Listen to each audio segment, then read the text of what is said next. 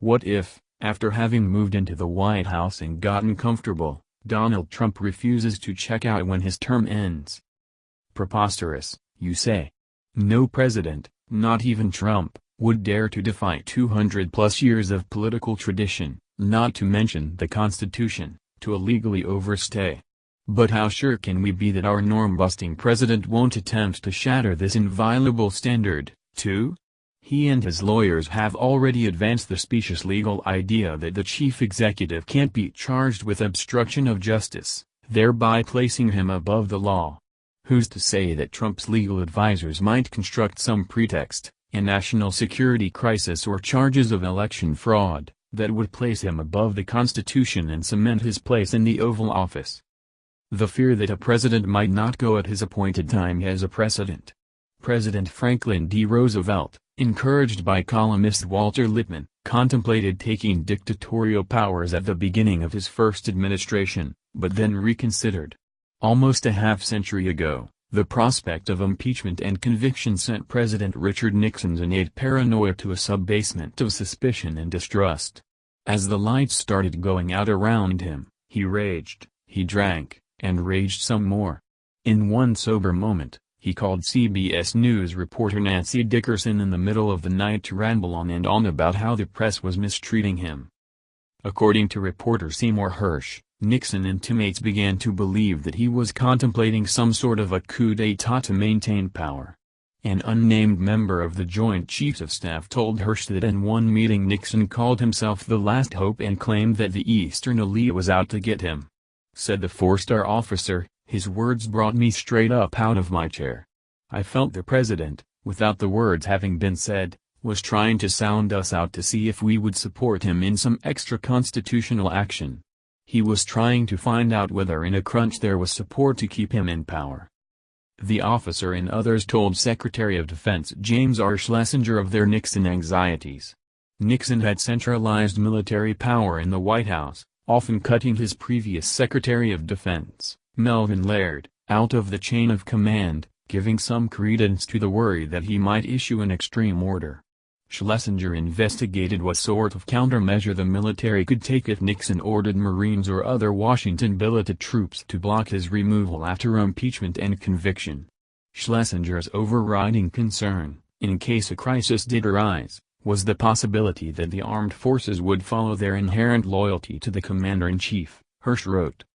Ultimately, the specter of a Nixon coup inspired Schlesinger to instruct the Joint Chiefs of Staff to execute no White House order without his counter-signature. Nixon never gave any such orders, and his aide-turned-biographer Jonathan Aitken later described Schlesinger's move as the wildest overreaction of Watergate. Nixon's reaction when told the tale, incredible. Compare Trump to Nixon. Like Nixon, Trump has sought to curry favor with the military, stacking his cabinet with generals. Former CIA Director John Brennan has called him unstable, inept, inexperienced, and unethical, and temper tantrums in public and on Twitter have caused him to be branded as a hothead. Trump's current Chief of Staff, John F. Kelly, has described him as off the rails, according to Bob Woodward's book Fear, Trump in the White House. Woodward, who reported on Nixon's ouster in the final days, compares Trump's paranoia to Nixon's in his new book.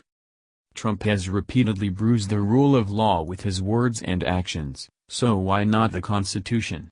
Earlier this year, when a lawful search warrant was served on his attorney, Michael Cohen, Trump said, "I just heard they broke into the office of one of my personal attorneys."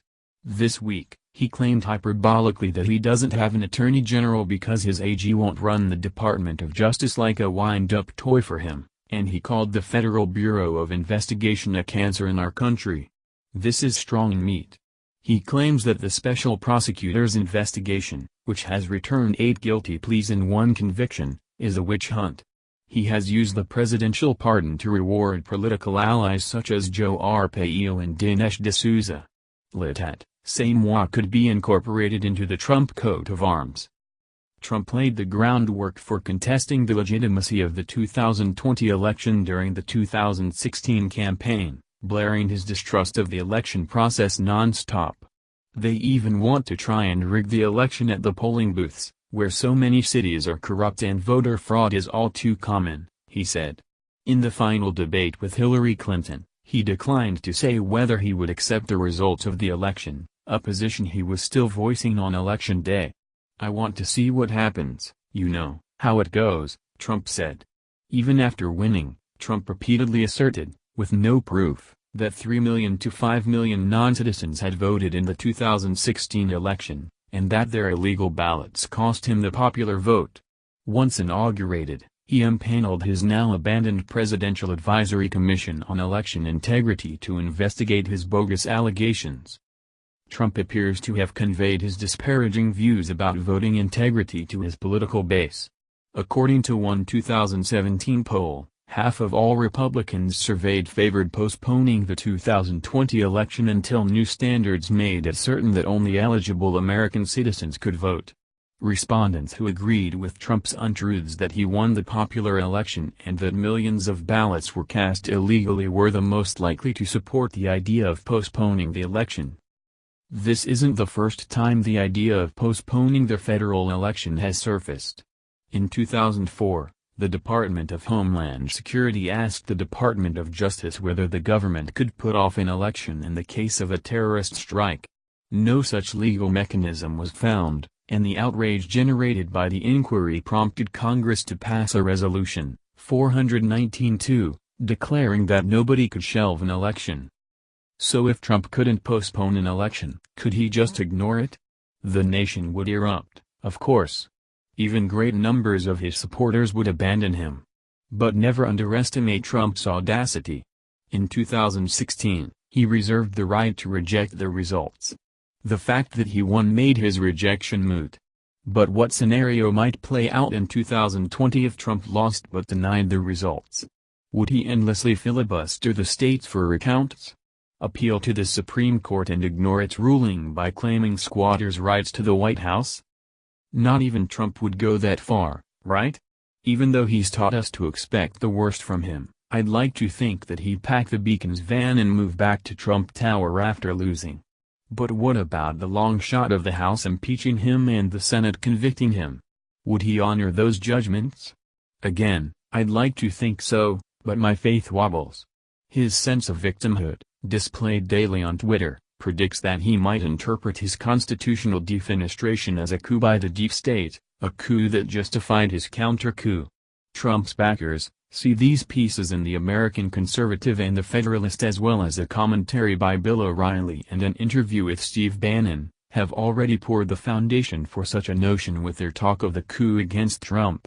Likewise, all the talk about using the 25th Amendment to remove him from office can't help but have boosted his baseline paranoia. The president's cheerleading for anti-democratic authoritarians like Vladimir Putin, Rodrigo Duterte, Xi Jinping and Abdel Fattah el-Sisi and the mutual admiration pact he signed with North Korea's Kim Jong-un does not bode well for an orderly transition of power in 2020 or 2024 or whenever his eviction notice is served. Because nothing is off the table when Trump's operating, let's hope current Secretary of Defense Jim Mattis has read deeply from the Nixon histories and has issued the appropriate order to the Joint Chiefs of Staff. Rumors circulated nationwide in the spring of 1970 that Nixon had ordered the Rand Corporation to study the feasibility of suspending the 1972 election in the case of a domestic uprising. The rumors were baseless, David Greenberg writes in Nixon's Shadow, The History of an Image, but their intensity required a denial from Daniel Patrick Moynihan.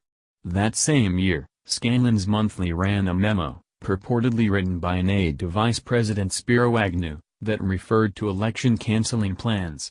It was most likely a hoax.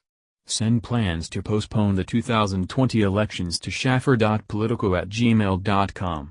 My email alerts think of themselves as a royal family. My Twitter would resign, given a chance. My RSS feed invites your attempts to impeach him.